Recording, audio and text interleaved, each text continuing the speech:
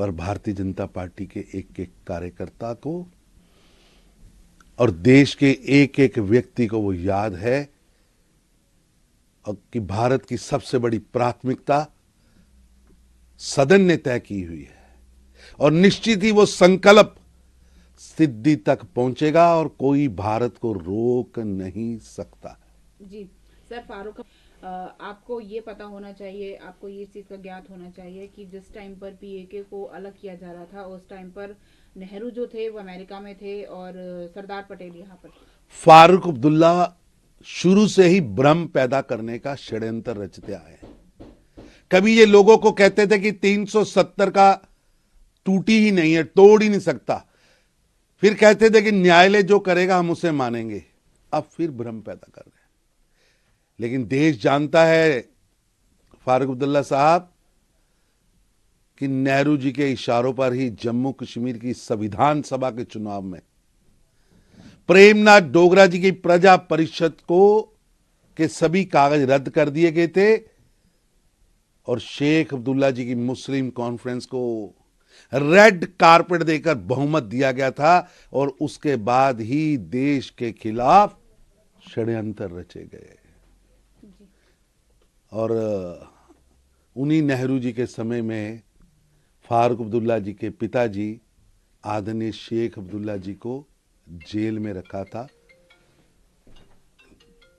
देश सब जानता है, इसलिए भ्रम मत पैदा करें। जी साथ, लेकिन सुप्रीम कोर्ट ने कौन बायकाट की राजनीति करता रहा, कौन बायकाट की पॉलिटिक्स को बढ़ाता रहा, कौन 1000 वोट से 2000 वोट से एमएलए एमपी सांसद मंत्री बनता रहा,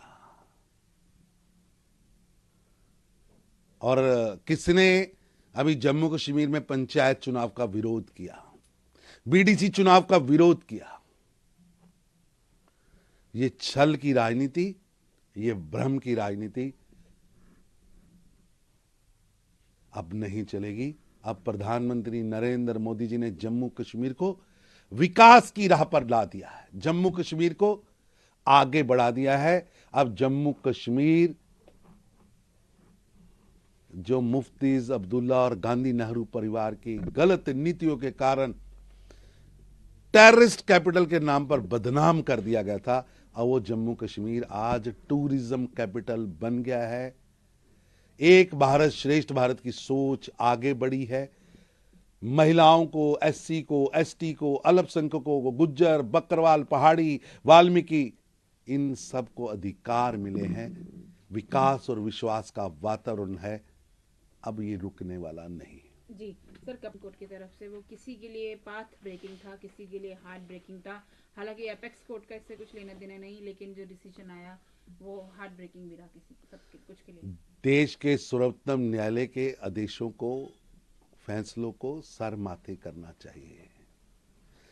कपिल सिब्बल साहब, प्रश्न नहीं है ये कि हार्ट ब्रेकिंग है कि पाथ ब्रेकिंग है।